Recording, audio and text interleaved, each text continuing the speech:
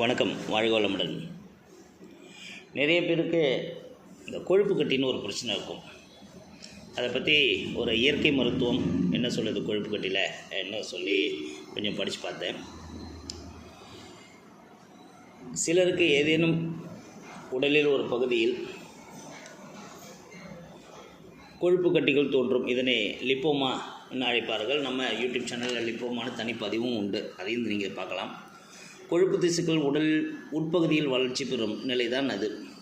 இந்த லிப்போமாக்கள் புற்றுநோய் கட்டிகள் அல்ல, மற்றும் இது புற்றுநோய் கட்டிகளாகவும் மாறாது. இந்த கொழுப்பு கட்டிகள் கழுத்து, அக்கல், தொடை, வயிற்றின் மேற்புறம், கைகளின் மேற்புறம் போன்ற பகுதிகளில் தோன்றும். சிலருக்கு இந்த கட்டிகள் எந்த இடத்தில் வேண்டுமானாலும் தோன்றும். இருப்பினும் இந்த கொழுப்பு கட்டிகள் வளர்ச்சி பெறுவதற்கான காரணங்கள் யாரும் இதுவரைக்கும் பின்பாயிண்ட் பண்ணி சொல்லலை. மரபணுக்கள், உடல் பருமன், அதிகப்படியான கொலஸ்ட்ரால் போன்றவற்றால் வர வாய்ப்புள்ளதாக கருதப்படுகிறதே தவிர அதுதான் ரீசன் யாரும் சொல்லலை. பரம்பரை என்ன ஒரு பக்கம் சொல்லுவாங்க.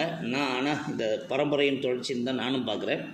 முக்கியமாக இந்த கட்டிகள் எவ்வித வலியும் தராது. அப்படியே வளர்ந்தாலும் மிகவும் மெதுவாக வளர்ச்சி பெறும். இந்த கட்டிகளை போக்க அறுவை அல்லது லேசர் சிகிச்சையில் தான் மருத்துவர்கள் எப்பெல்லாம் பரிந்துரை செய்கிறாங்க.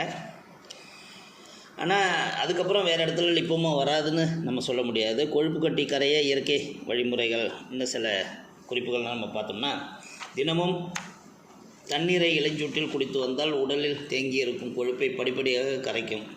இந்த கொழுப்பு உடலில் தங்காமல் வெளியேறவும் செய்யும். தண்ணீரில் சீரகம், சோம்பு, கருஞ்சீரகம் என தினம் ஒன்றாக கொதிக்க வைத்து குடித்து வரலாம்.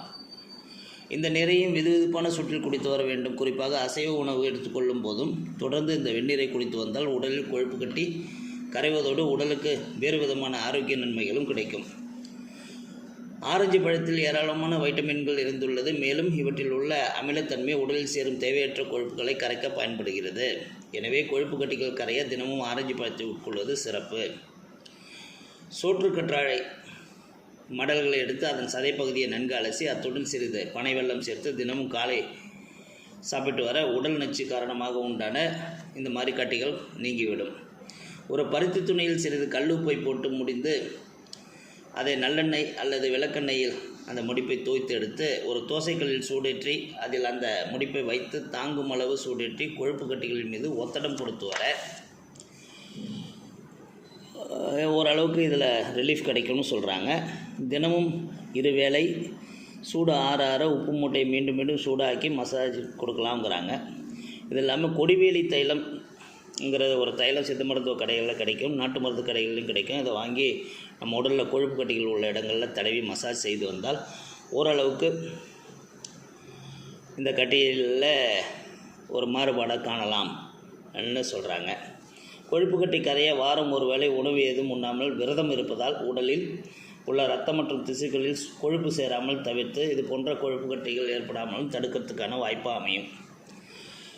எலுமிச்சைப்பழ ஜூஸ் தினமும் அருந்துவது நல்லது. மேலும் சத்தான உணவுகள் உண்ண வேண்டும். துரித வகை உணவுகளை, செயற்கை ரசாயன கலவை உணவுகளை, கொழுப்புத்தன்மை கொண்ட பால் பொருள் பயன்படுத்தப்பட்ட பொருள்களை தவிர்ப்பது நலம். குளிர்பானங்கள், ஐஸ்கிரீம் தவிர்ப்பது நலம். கீரை வகைகள் அதிக அளவு சேர்த்துக்கொள்ள வேண்டும். கேரட், அவரை, வெண்டைக்காய் மற்றும் பீன்ஸ் உணவில் அதிக அளவு சேர்ப்பது நல்லது. சிறிய வெங்காயம் உணவில் அதிகமாக சேர்க்கலாம் அல்லது தனியாகவும் சாப்பிட்டால் நலம் உண்டாகும்.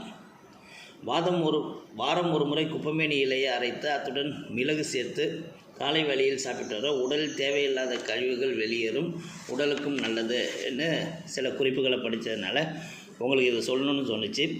லிப்போமா எந்த அளவுக்கு உங்களுக்கு கஷ்டம் கொடுக்காமல் இருக்குதோ அதை பேசாமல் விட்டுறது நல்லதுங்கிறது என்னோடய ஒப்பீனியன். அன்டில் நல்லஸ் அது விசிபிளாக உங்களுக்கு ஒரு குறையாக தெரியலன்னா பெருசாக அதை டிஸ்டர்ப் பண்ண வேணாம். அதுக்கு சர்ஜரி போகிறதுங்கிறது தேவைப்பட்டால் மட்டும் என்ன முடிவு பண்ணிக்கோங்க. வாழ்க வளமுடன்.